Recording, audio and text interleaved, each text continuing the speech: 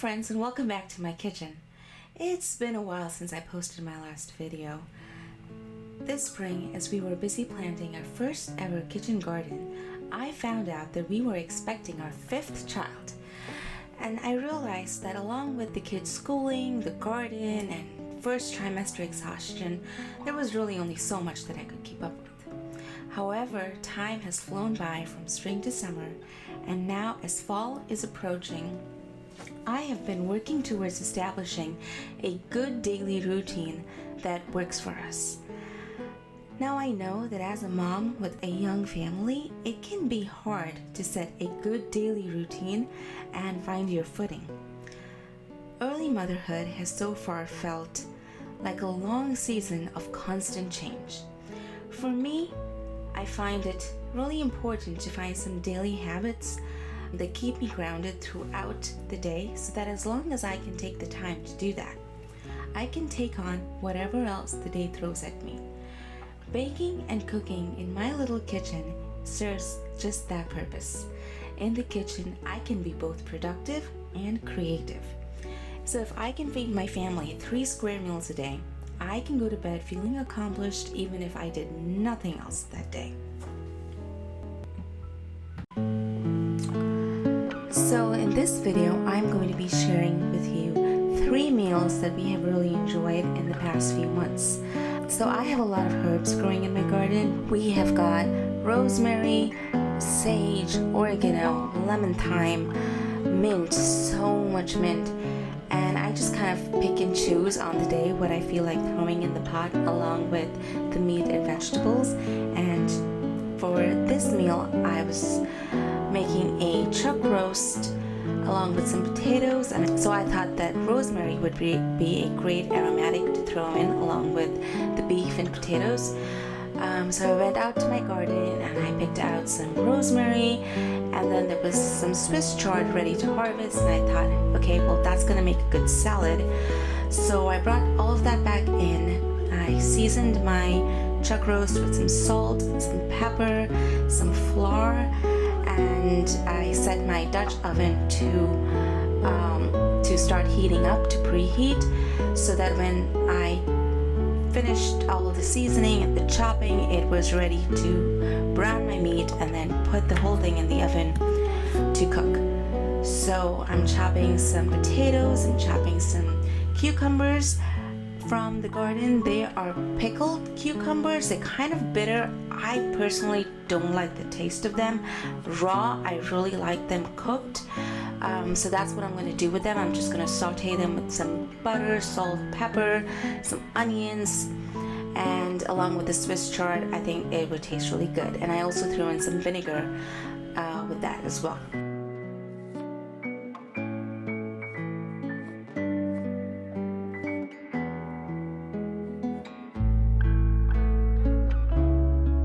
And then for the chuck roast, I browned the meat and then I put in the rosemary, potatoes, the onions, and a cup of water, and then I put the whole thing with the lid on in the oven for about an hour or so. And I don't like to put in too much water because that just makes the gravy kind of liquidy. I want to let the oil sort of seep out from the beef and create that flavor, and then the flour just makes the whole thing nice and thick. And then the beef comes out, just melt in your mouth, soft and delicious.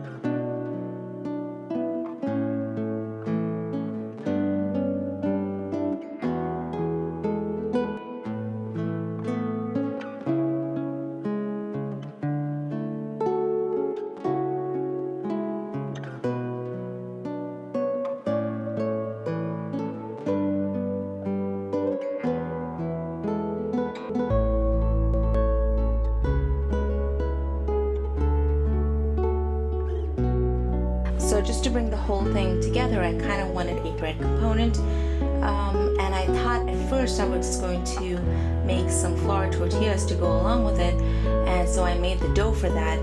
But then I was kind of feeling exhausted and did not want to spend 30 minutes rolling out tortillas, so I instead took the same dough and spread it out in a rectangular shape and put some oil on it and threw it in the oven at 350 degrees for about 15 minutes or so until the top had browned, and it came out tasting like crackers, which went along with the beef and the salad pretty well. So that's what the plate looks like. It's beef and potatoes and garden salad along with some crackers. Cutting up some spring onions and jalapenos, and then I picked out some cilantro from the garden. So for the pork, I chopped it up into cubes, and then I made a dry rub for it with salt, pepper, chili flakes, curry powder, some sugar, and molasses. So that went in a bowl, and then I added the chopped aromatics, the spring onions, cilantro, and jalapeno, and I mixed it all together. Meanwhile, I was heating up some olive oil in my cast iron. When the oil was ready, I dumped the pork marinade mixture into it and cooked it for about 10 minutes or so until the pork was tender and cooked all the way through. Finally, I squeezed some lime juice on top of the pork for some added freshness and a nice citrusy flavor. This is one of those meals that's ready in about 15 minutes from start to finish, and it's always a hit with my family, and for those reasons I really like this meal.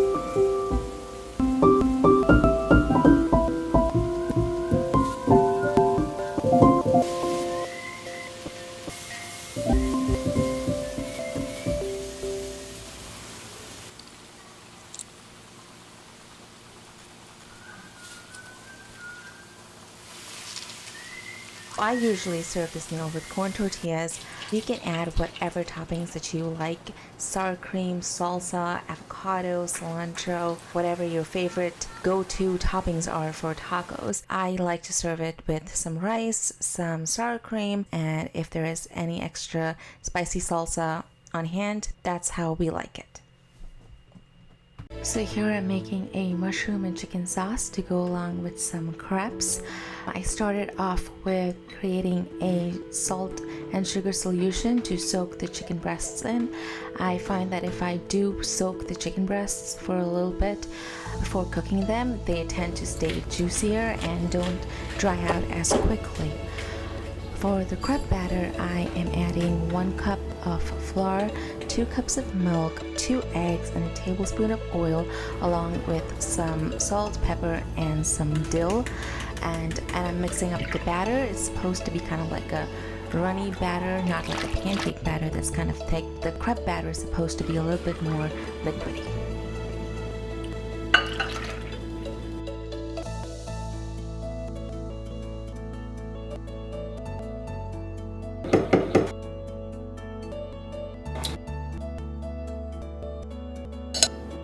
So I start by heating up my cast iron pan, and when it gets nice and hot, I add some butter to it, and then I added the whole chicken breasts and let that grill until it's browned on both sides and it's cooked all the way through, so that when you poke it, the juices run clear. While that's cooking, I'm going to start making my crepes in the next pan.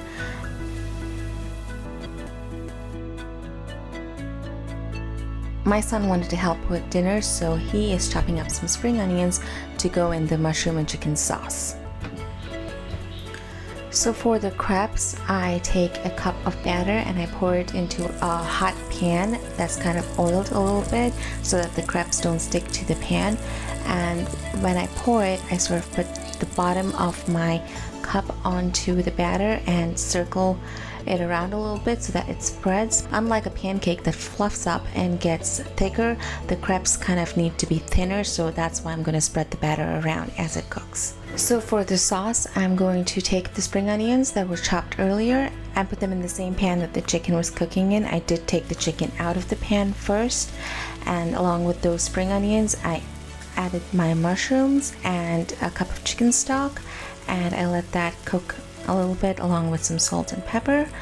When the mushrooms started cooking down a little bit, I added a knob of butter, some flour, a cup of heavy cream.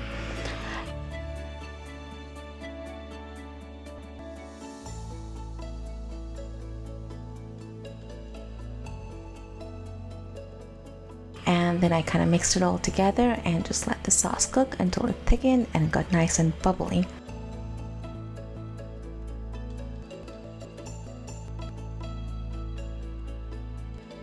Then I chopped up the chicken that was cooked into tiny slices, and I added that to the sauce mixture once the sauce was nice and thick, and then I just kind of mixed it all up, turned off the stove, and just let it sit there for a while. I served this sauce along with the crepes that I made earlier, and it was really an amazing meal. And that's all that I have for you today. Thank you so much for joining me in my kitchen. Which one was your favorite meal? Please do leave a comment in the comment section below. I would love to know. Thank you and see you next time.